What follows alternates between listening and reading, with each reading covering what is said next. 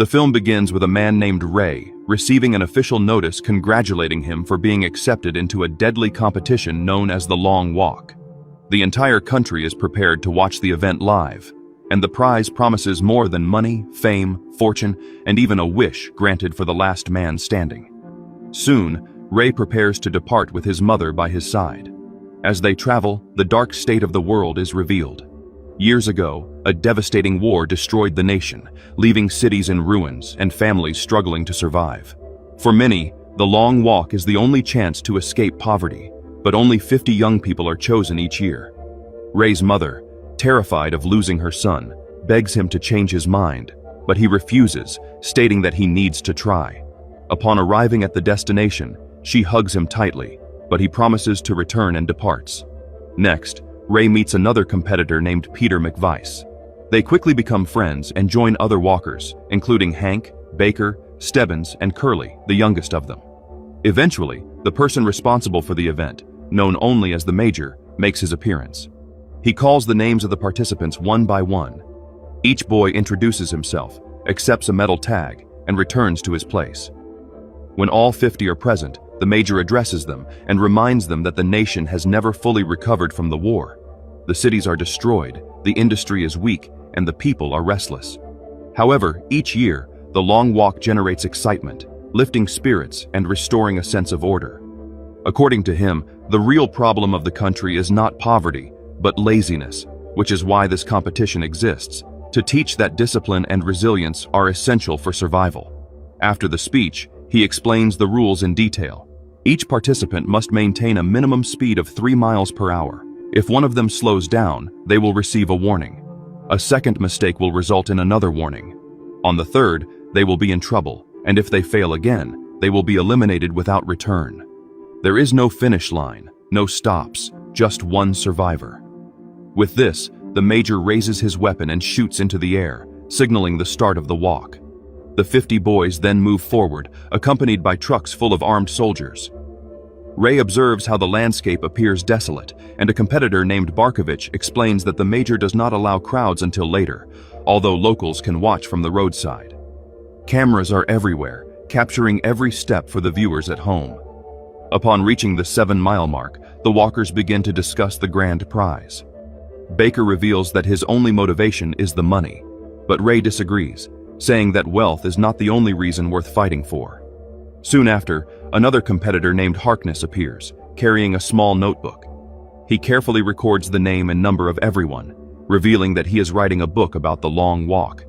If he survives, it will make him rich and famous, but Peter points out that if Harkness wins, he won't need the book to be remembered. Meanwhile, Curly, the youngest, begins to stumble.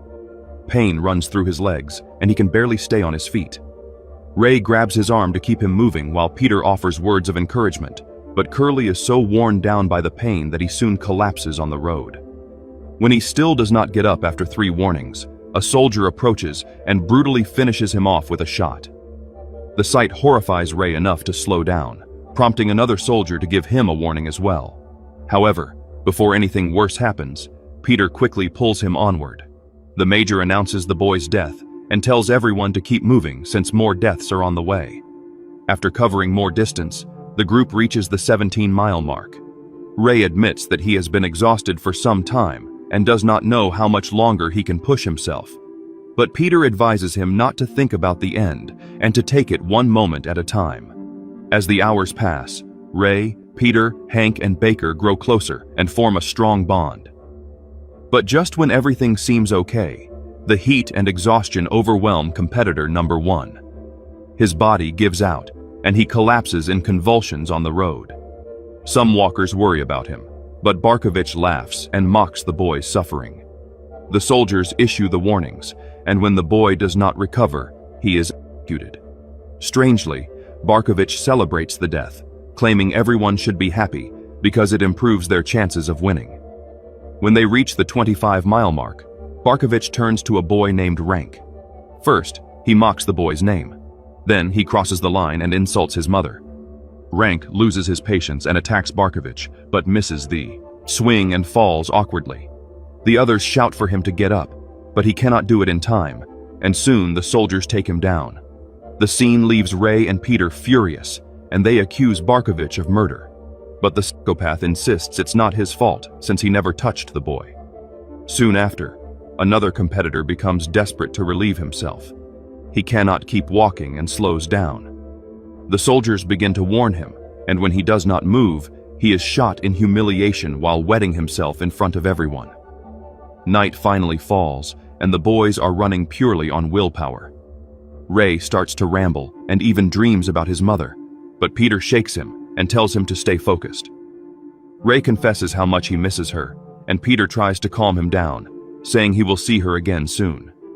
As the hours pass, Ray slows down without realizing it and receives a second warning. Soon after, he stumbles again and receives the third. It is revealed that 3 warnings can only be nullified if a competitor keeps moving without errors for 3 complete hours. Peter tries to help and encourage him, but Ray responds angrily, accusing him of pretending to care. He claims that Peter secretly wants him to collapse to increase his own chances of winning. The walkers soon face a steep hill, and the climb results in death for several of them who slow down too much and are executed on the spot. Ray pushes with all his strength, but nearly gives up halfway. In that moment, Peter grabs him and stabilizes him, asking him not to stop. Ray feels touched and apologizes for having yelled before, saying he did not mean to offend him. Peter tells him not to worry and helps him catch his breath. The next day, the group has already covered 59 miles, and Ray begins to give in again, asking Peter to keep talking so he does not lose focus. Ray then admits that he wants to win, not just to survive, but also because he feels he has a greater purpose. Around the 67-mile mark, Hank is struggling, taking weak, shaky steps. Even as Peter tries to check on him, Hank just responds with insults before moving on. Harkness, on the other hand, is in a worse situation. His ankle is twisted, and he fights to keep up. He receives a warning for slowing down, and Ray tries to encourage him, but his body completely fails him. With no more warnings, he is executed by the soldiers. Ray and Peter are devastated by his death, but Barkovich mocks them, suggesting they write a poem or song in honor of their friend. Peter loses his patience and again calls him a murderer, provoking a new heated exchange. When the group finally reaches the 100-mile mark, the major congratulates everyone for holding out so long, but the moment is interrupted when a desperate boy runs toward a nearby building, hoping to escape. He is shot down before reaching the door. Upon reaching 103 miles, the surviving boys begin to discuss what they would wish for if they won. Baker says he would wish for a rocket to go to the moon, while Hank playfully declares he wants 10 women, and Peter jokes that he wants 2 winners instead of just 1. When it's Ray's turn, he says he wishes to change the entire system. The others immediately counter, saying it's impossible, as wishes cannot alter reality. Driven by frustration, the group begins to shout and curse the major and the long walk. That night, it rains heavily, soaking everyone. Ray struggles to keep his eyes open, so Peter allows him to lean on his shoulder to rest for a moment while they keep marching. When the third day begins, they have already crossed 144 miles, and their condition deteriorates rapidly. In a rare moment of calm, Ray opens up to Peter about his past.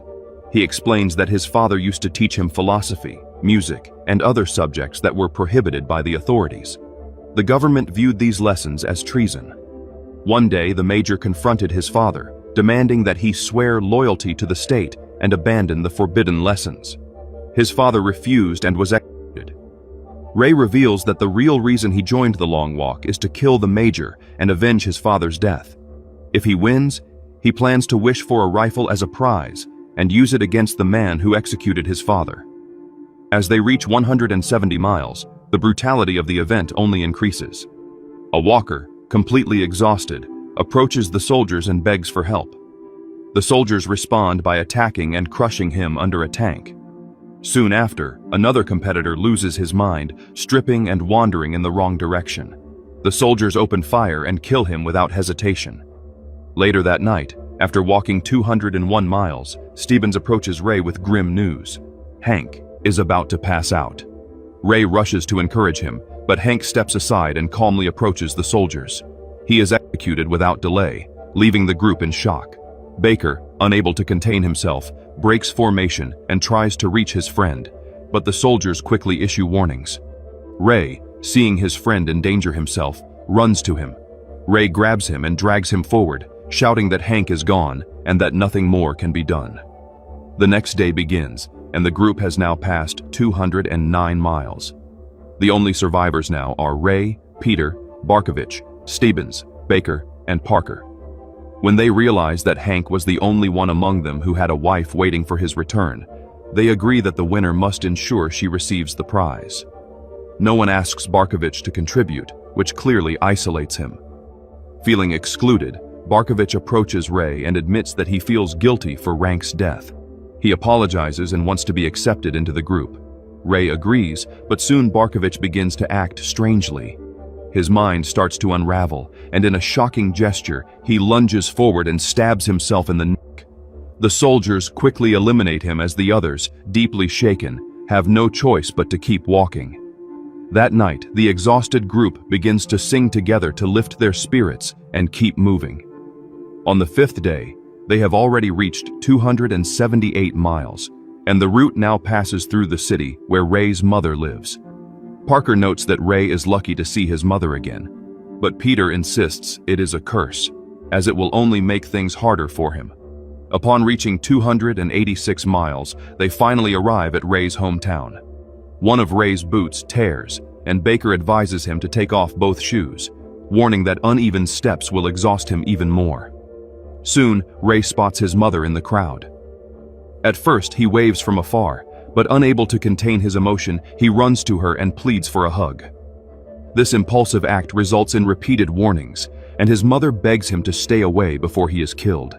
Just as the soldiers prepare to shoot, Peter pulls Ray back into line, forcing him to continue and saving him from certain death. After passing through Ray's hometown, Peter finally opens up about his own painful past. He tells Ray that he has been walking for as long as he can remember since he lost his parents in the war. After that, he was taken in by an uncle who beat him to death when Peter was only 10 years old. Alone, he joined other street boys and survived by stealing and fighting. A fight ended badly when a boy cut him with a knife, leaving a scar. He woke up in a hospital afterward.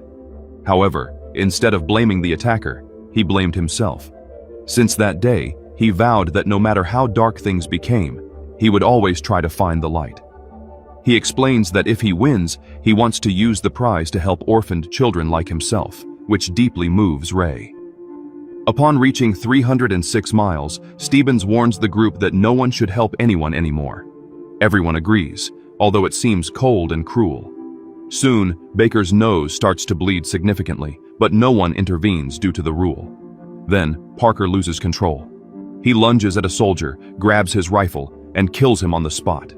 Parker commits an unimaginable act, leaving his friends horrified. That night, Baker's nosebleed worsens, and Peter and Ray break the rule to help him, but Baker knows he won't make it. He hands them a medallion and asks them to give it to his grandmother if they manage to survive. He also asks them to promise not to look back when he is executed. They try to keep Baker moving, but he refuses. His body fails, and the soldiers brutally finish him off. As night falls, the walk reaches 326 miles. Only Ray, Peter, and Stevens remain, crossing a long bridge under the Major's watchful eye. Ray becomes agitated and begins to shout insults at the Major, but the old man only smiles, claiming that this anger is exactly the kind of killer instinct he seeks in a winner. It is at this moment that Stevens reveals the truth. He is, in fact, the illegitimate son of the Major. He says that his wish was to live in his father's house, but now his body is failing. He bids farewell to Peter and Ray, wishing them luck before stopping and allowing the soldiers to shoot him down. Now, only Ray and Peter remain. The rain falls as they march side by side. Peter admits that, as a child, he was very afraid of dying. But after seeing so many boys die, he realized that death is the only certainty in life, and the only thing one can choose is how to face it. Upon reaching 331 miles, they enter a city where the crowds cheer anxiously, eager to know which of them will survive. Peter suddenly stops and says he wants to give up so Ray can win and return to his mother. But Ray refuses and insists that Peter keep walking, promising that they will stick together. Peter takes a few more steps, not realizing that Ray has indeed stopped behind him. With 3 accumulated warnings, Ray is immediately shot. The soldier's bullets wound him, and the major personally fires the final shot. When Peter realizes what has happened, he collapses in tears as the crowd celebrates his so-called victory. The major then approaches and congratulates Peter for becoming the winner of the long walk. He asks what Peter's wish will be. Struggling to maintain his composure, Peter asks for a rifle, saying he wants to pass it down to his future children as a symbol. The soldiers hesitate to hand it over, but the major insists, claiming that Peter won't hurt anyone because he is a man who wants to make the world better. As Peter takes the weapon, he raises it and directly aims it at the major. The old man tries to calm him, asking him not to waste his victory, but Peter, overtaken by pain, says this is for Ray, before pulling the trigger and instantly killing the major. The film ends with Peter dropping the weapon and walking away alone in the rain.